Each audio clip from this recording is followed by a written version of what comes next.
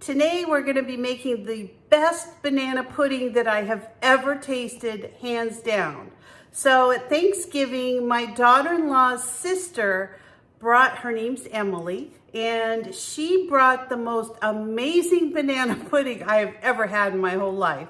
So she said this is a very popular recipe that she got off TikTok, so I'm going to share it with you.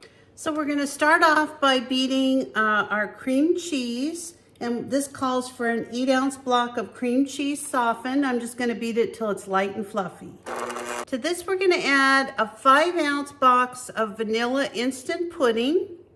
We're going to add 3 cups of milk. And this calls for 2% milk, but you probably could just use whole milk if you like.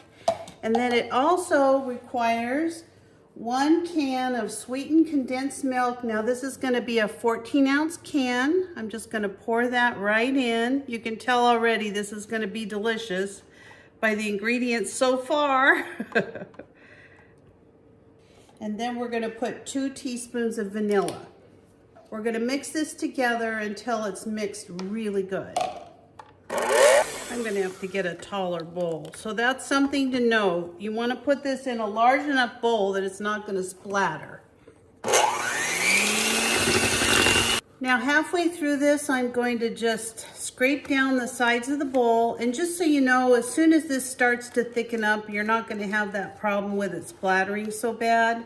This was really the very beginning when I just mixed the fresh milk in together. So I'm just going to go ahead and give that another mix until it's all mixed up.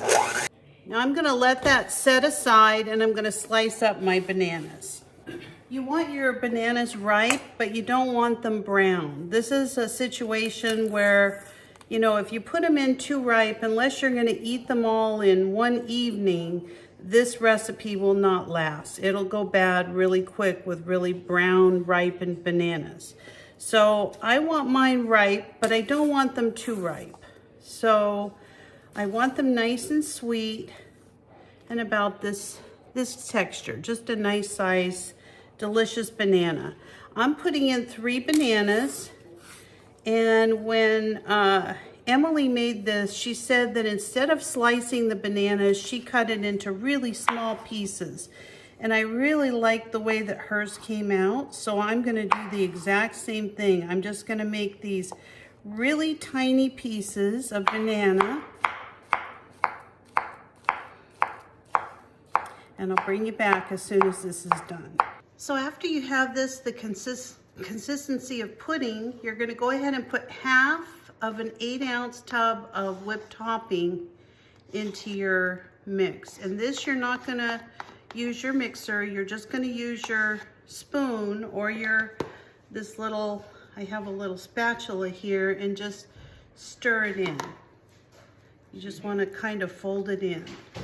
All right, now let's start assembling our banana pudding. This is going to be so good. You're just going to be so surprised if you try this, how good it is. I've never had banana pudding that tasted this good. It was amazing. If she had brought more, I would have eaten a lot more. All right, let me show you. If you are enjoying this video, can you please subscribe to my channel? Consider giving me a like or a thumbs up or sharing it with someone who you think might enjoy making this delicious dessert.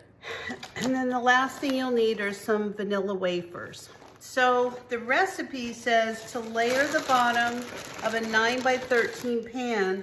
But I'm going to be giving this pudding to a couple of different people. So I really wanted to make sure that, you know, I set this up in a couple different containers. And I believe that's what she did when she came for Thanksgiving. And so I've decided to do it exactly the same. So I'm just going to layer some of these vanilla wafers. And you're going to use the whole box. And just put them kind of in a nice layer on the bottom of your pan.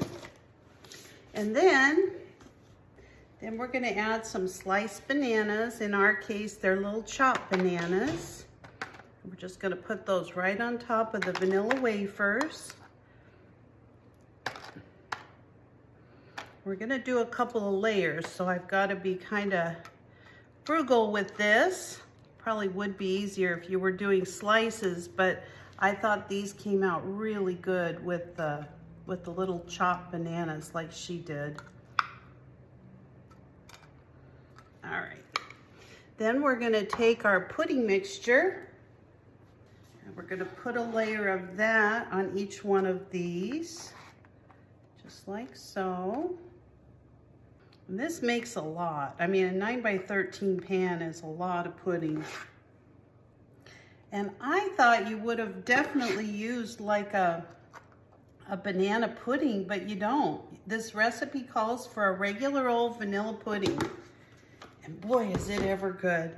Then you do the same thing. You start layering again with your vanilla wafers. So it says to layer this 2 more times, but there's no way I would have enough vanilla wafers. So I'm just going to layer a couple of layers. And not to mention this one container is these are very short. So I'm sure if you did a 9 by 13, it would come out a lot more, you know, close to what they said in the instructions. I'll go ahead and put the crumbs right in it because you know how that works with the pudding. Again, I'm going to put some more bananas. All right, and then our last layer of our pudding mixture. And this really does make a lot of banana pudding. It really does. So I'm going to go ahead and spoon this right over the top. Can't wait to give this a try. Just kind of smooth it a little bit.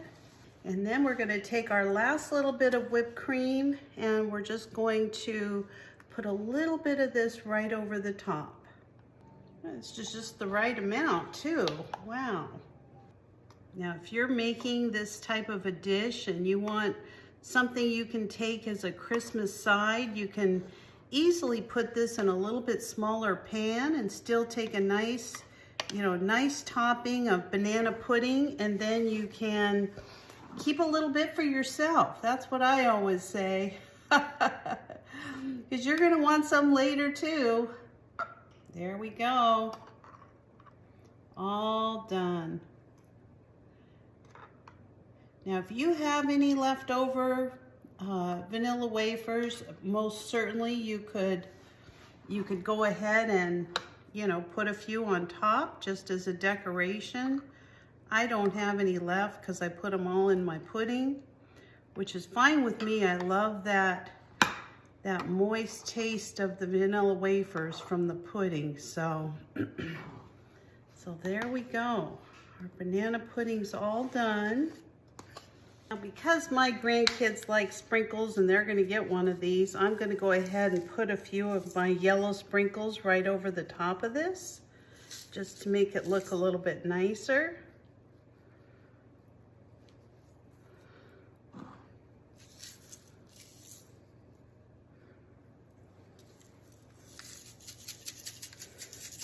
Kind of out, so I think I might have to use a little purple on this one. That works too. So that's it. That is my banana pudding. I think it came out fantastic, but we're gonna go ahead and give it a try just to make sure.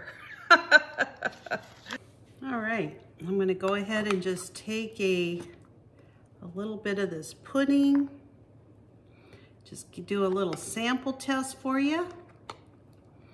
So let's see if I made this as good as Emily's. Hers was really delicious.